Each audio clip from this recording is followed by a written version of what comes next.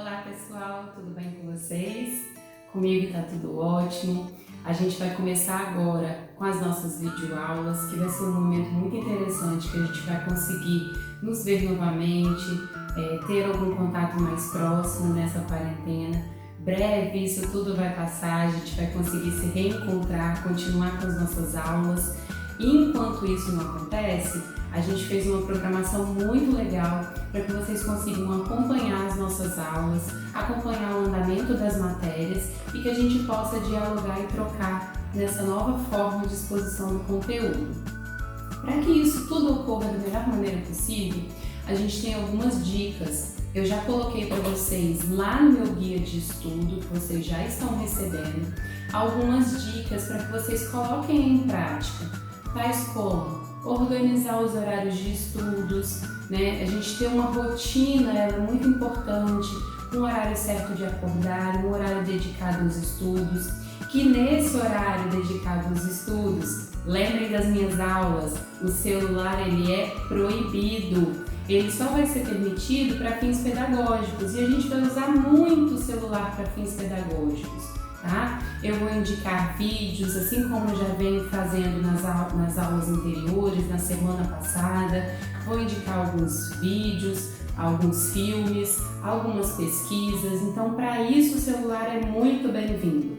Enquanto isso não ocorre, enquanto a gente está na nossa videoaula, eu vou pedir que vocês guardem o celular, coloquem ele para vibrar, porque a gente precisa prestar atenção aqui, nesse material, tá?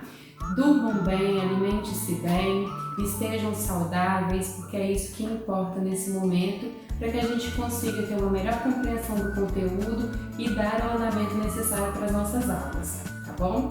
Conto com vocês, a gente vai começar agora a primeira videoaula da gente, viu? Beijo grande, até daqui a pouco.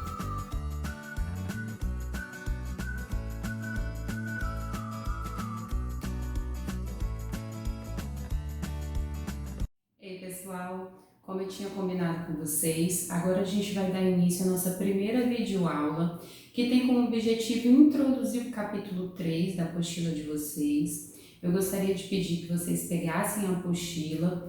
Para quem não se lembra mais, a gente está ainda na primeira apostila, tá, do 9º ano.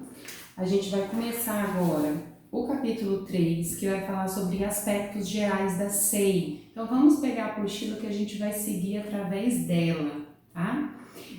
Logo na primeira página do capítulo 3, que é a página 60, a gente já vai notar uma grande influência da União das Repúblicas Socialistas Soviéticas na formação da SEI. Logo no primeiro parágrafo, a apostila ela já relaciona a União das Repúblicas Socialistas Soviéticas à formação desse bloco chamado SEI, ou seja, Comunidade dos Estados Independentes, tá?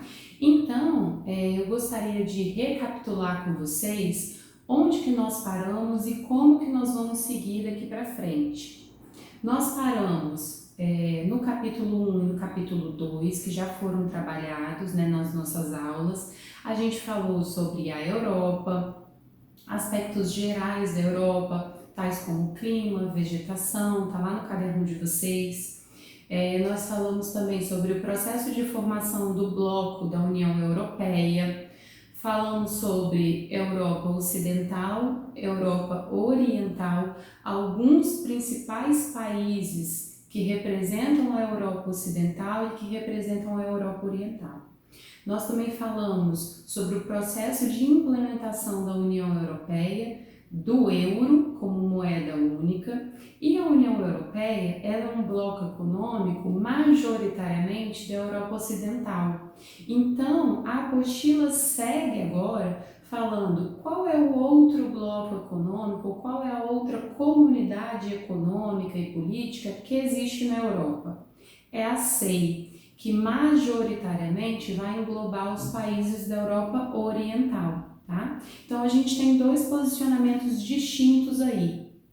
A gente tem a União Europeia, que é majoritariamente um bloco econômico da Europa Ocidental, e nós vamos aprender agora sobre a SEI, que é majoritariamente uma comunidade ou um bloco da Europa Oriental. Tudo bem? E aí a gente vai ter que entender como que isso se relaciona à União Soviética ou à União das Repúblicas Socialistas Soviéticas. Então, para começar essa discussão, eu gostaria de levantar, já que a gente está falando de União Europeia e Comunidade dos Estados Independentes, ou a partir de agora a gente vai tratar só como SEI, é importante ressaltar que a União Europeia ela foi um bloco que nasceu lá naquele processo que eu coloquei no caderno de vocês, que nasceu da comunidade do carvão e do aço, que foi se amplificando, ganhando mais corpo, até se transformar na União Europeia, que hoje é o bloco econômico mais importante do mundo, com maior expressividade no cenário mundial. Então ela foi alcançando as etapas, os processos que levaram até a União Europeia de forma gradual. Não foi algo abrupto, não, agora vai ter a União Europeia. Não, foi uma forma gradual. A União Europeia ela foi evoluindo desde a comunidade do carvão e do aço até se configurar hoje como esse bloco econômico extremamente importante que a gente já viu nas nossas aulas. E também em 2002, ganhando a sua moeda única, que é o euro.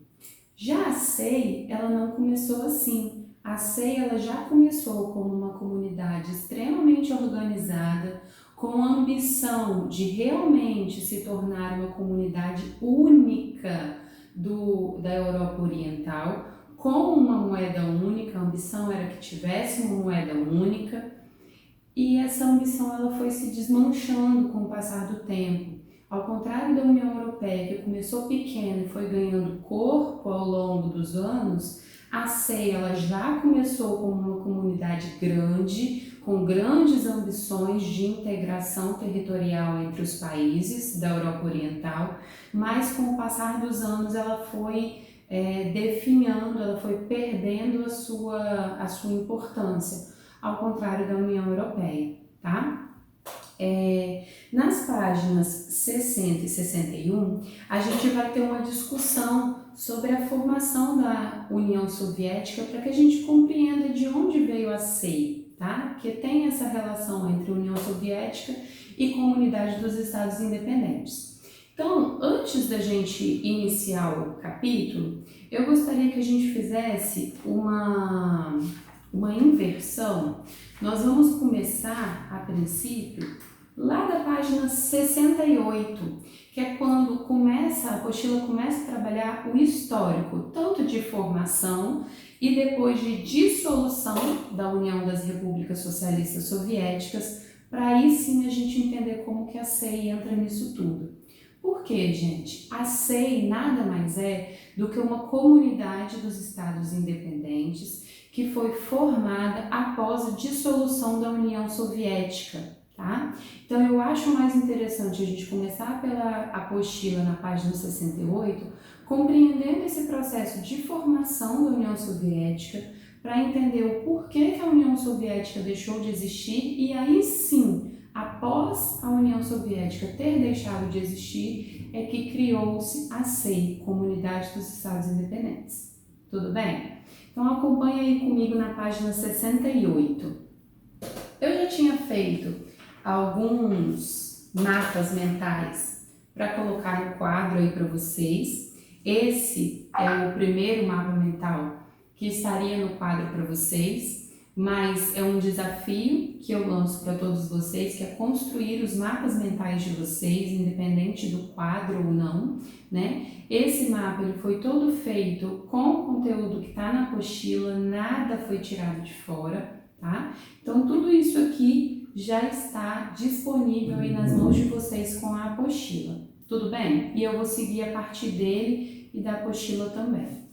Então, nessa página 68 e 69 da nossa apostila, a gente vai começar a compreender como que de um grande império, que foi o Império Russo, a gente começa a dar origem a uma grande revolução, que foi a Revolução de 1917, e que instaurou a União das Repúblicas Socialistas Soviéticas em solo da Europa Oriental, tá? Então, a primeira coisa que a gente tem que entender é como que de um império eu fui para uma revolução, eu transitei para uma revolução. A primeira coisa que a gente precisa entender é que esse Império Russo, ele era governado por um czar. Czar era um título de monarquia, era um título dado a um monarca que governava esse Império Russo. Só que esse governo ele já não tinha grande popularidade entre a população já não estava mais satisfeita com esse governo, visto que os camponeses eles eram muito explorados, pagando altos impostos e passando em grande medida fomes e necessidades de bens materiais básicos. Ou seja, os camponeses são aquelas pessoas que trabalham nas terras, eles produziam, tudo aquilo que eles produziam, o czar pegava grande parte como impostos, né, como pagamento dos impostos, e a população já não estava mais satisfeita com isso, porque trabalhava-se muito, ganhava-se muito pouco e fortalecia ou enriquecia os bolsos do governo do Império Russo, né? Isso a gente está falando de uma sociedade de camponeses, ou seja, de uma sociedade de pessoas que trabalham ligadas à terra. Só que a Rússia, ou o Império Russo nesse momento, né, ele começa a passar por transformações vindas da industrialização. Então, esses camponeses, em grande parte, eles começam a se transformar em operários que trabalham em fábricas. E, nesse momento, não só os camponeses estavam insatisfeitos, mas os operários que trabalhavam nas fábricas também estavam insatisfeitos, porque trabalhava-se muito novamente, pagava-se altos impostos para o governo, para o czar, e pouco se tinha de retorno desses impostos para o bem-estar social. Então a gente começa a ter uma grande insatisfação da população nesse meio tempo. Nisso, a Rússia ela entra na Primeira Guerra Mundial, já estava implementada a Primeira Guerra Mundial, a Rússia entra na guerra, muitos camponeses são convocados a trabalhar, a prestar seus serviços também nos campos de batalhas.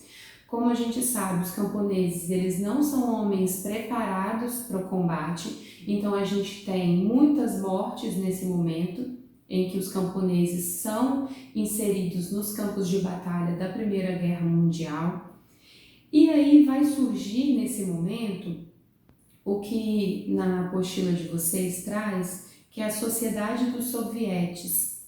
O que é a Sociedade dos Sovietes? Sovietes são operários e camponeses. Então, a Sociedade dos Sovietes é uma sociedade que representa tanto operários quanto camponeses. E como eu já disse para vocês, eram duas classes de trabalhadores que no Império Russo estavam extremamente insatisfeitos nesse momento. Então, a gente tem tanto camponeses quanto operários na Primeira Guerra Mundial e uma sociedade extremamente insatisfeita com esse governo que pouco dá de retorno para sua população. Em 1917, essa sociedade dos sovietes, extremamente insatisfeitos com todo o governo do czar do Império Russo, eles obrigam o czar a abdicar do posto de governante do Império Russo. Então, esses camponeses e operários das primeiras fábricas do Império Russo, eles se revoltam em 1917 e obrigam o czar a abdicar do posto de governante do Império Russo.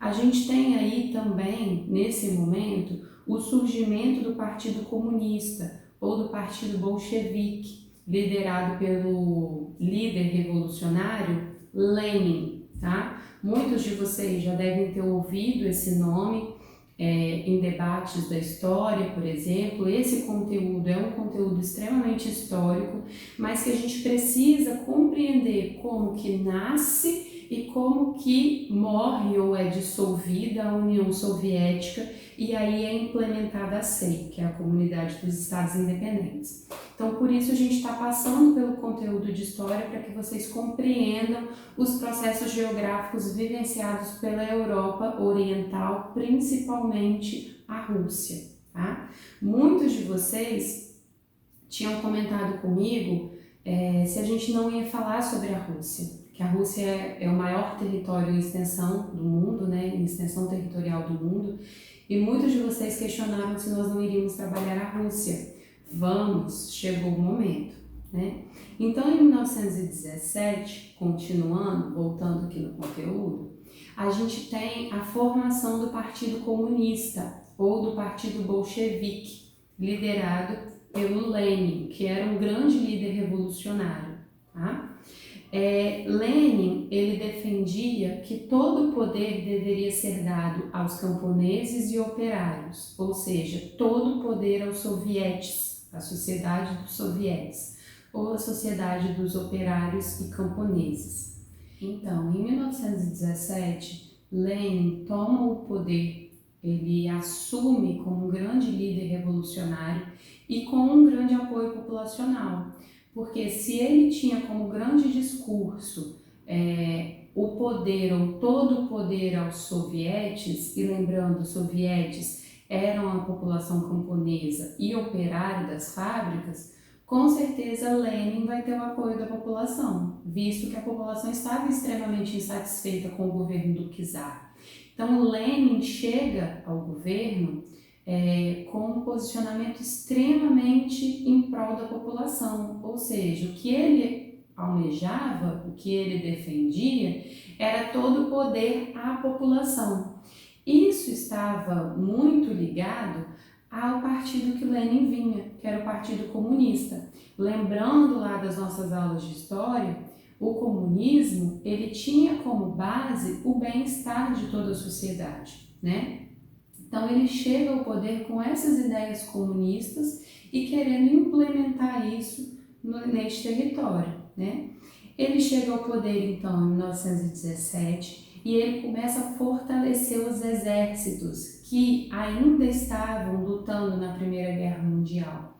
Então todos esses exércitos, todos esses homens que estavam lutando na Primeira Guerra Mundial e que já tinham tido grandes baixas de mortos porque eram camponeses totalmente despreparados, Lenin começa a preparar esse exército com armas e com treinamentos, né, para fortalecer o seu exército nos campos de combate da Primeira Guerra Mundial. Nisso, ao mesmo tempo, ele começa a estatizar os meios de produção. O que é estatizar, professora? Estatizar, gente, é tornar algo do Estado.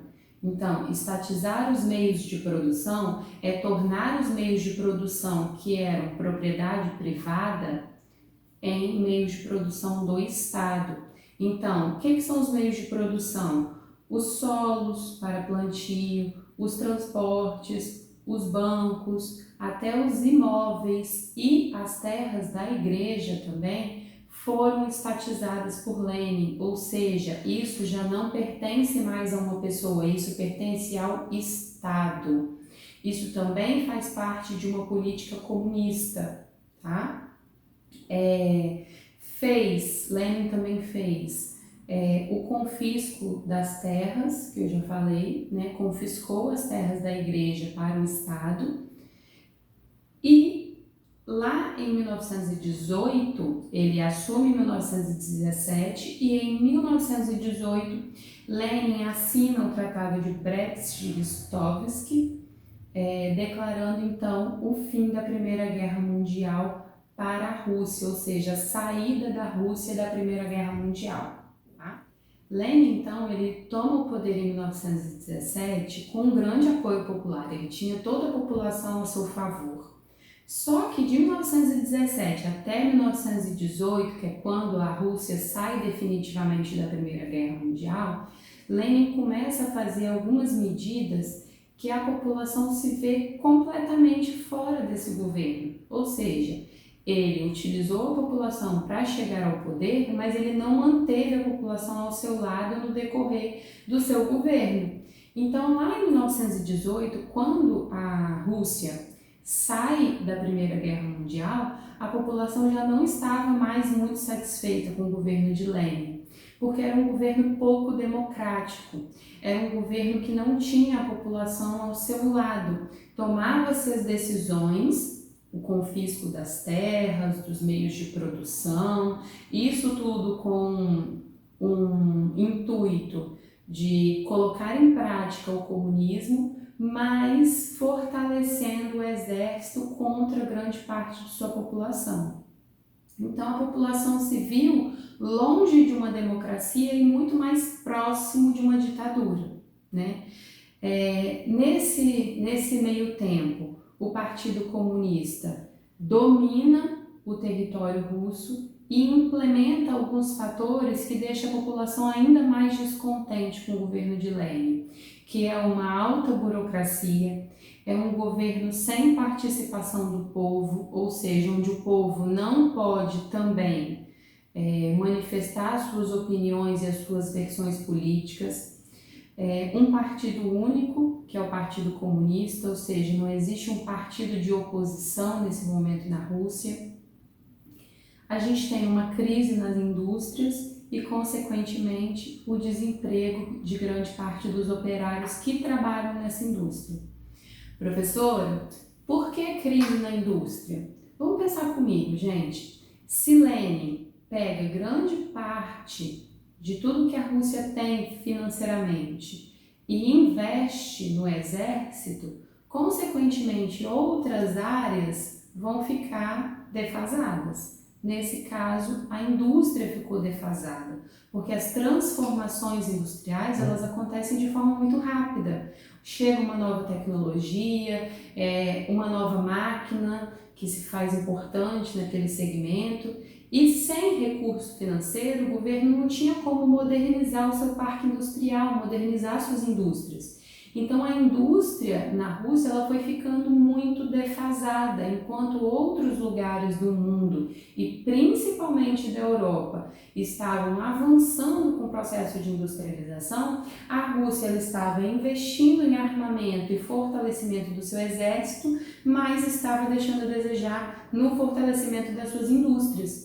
Isso resultou numa crise do parque industrial da Rússia e, consequentemente, no desemprego de vários daqueles operários que foram os grandes defensores de Lenin quando ele assume o poder. Então, Lenin assume o poder com a população toda a seu favor, ou grande parte dela a seu favor, mas chega no momento do governo em que ele já não consegue mais manter essa população, esse prestígio todo populacional, e a população começa então a se indagar sobre o governo de Lenin. Em 1922, Lenin promulga a primeira Constituição russa. Nessa Constituição, Lenin tinha um plano, que era a formação da União das Repúblicas Socialistas Soviéticas. Aí logo vem o pensamento: professora, era só uma mudança de nome de Rússia para União das Repúblicas Socialistas Soviéticas? Não, gente, não era só uma mudança de nome, era uma mudança de postura. Existia um país, que era a Rússia, e existiam diversos outros países em volta aliados. O que Lenin queria fazer era uma União das Repúblicas Socialistas Soviéticas, ou seja, era englobar todos esses aliados à Rússia e formar então uma grande união. O grande objetivo disso era fortalecer, formar um grande bloco, se fortalecer, ganhar espaço mundialmente e ser mais competitivo para as outras nações, impondo assim também as ideias do comunismo para todo o mundo. Lembrando que a gente ainda tem nesse momento a disputa entre o comunismo e o capitalismo, né? Então, em 1922 é criada a União das Repúblicas Socialistas Soviéticas. Não foi só uma mudança de nome, também foi uma anexação de novos territórios, ou seja, uma união de diversos territórios em uma só União das Repúblicas Socialistas Soviéticas. Que territórios foram esses, né? Os novos territórios anexados foi a Armênia, a Geórgia e o Azerbaijão em 1922, e depois, em 1940, também foi anexado à União das Repúblicas Socialistas Soviéticas as nações bálticas. Quem são elas? Estônia, Letônia e Lituânia. Então, galera, vamos recapitular essa aula de hoje, desde lá do início até o processo de finalização agora, que foi a criação da União das Repúblicas Socialistas Soviéticas. Então, a gente viu que a gente está conversando desde o início do ano sobre o continente europeu. Vimos já a existência de duas Europas, a Europa Ocidental e a Europa Oriental.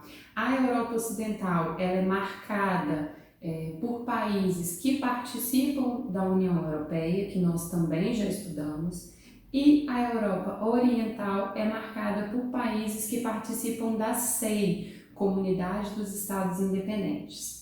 Essa comunidade, ela nasce após a dissolução da União das Repúblicas Socialistas Soviéticas ou União Soviética, né? Então, já que a CEI nasce após a dissolução da União Soviética, a gente resolveu então estudar o que é a União Soviética, né? Como que isso nasceu, como que essa união nasceu, como que as suas ideias elas foram sendo desenvolvidas desde o nascimento até o processo de dissolução e criação da CEI, né? Esse processo de criação da União Soviética, ele está lá na página 68 e 69 do nosso livro. A gente conversou que a Rússia, nesse momento, que é antes da Primeira Guerra Mundial, ela era governada pelo Império Russo, ou seja, por um czar. A população estava extremamente insatisfeita com esse governo, porque tinham altos impostos. Quem estava insatisfeito?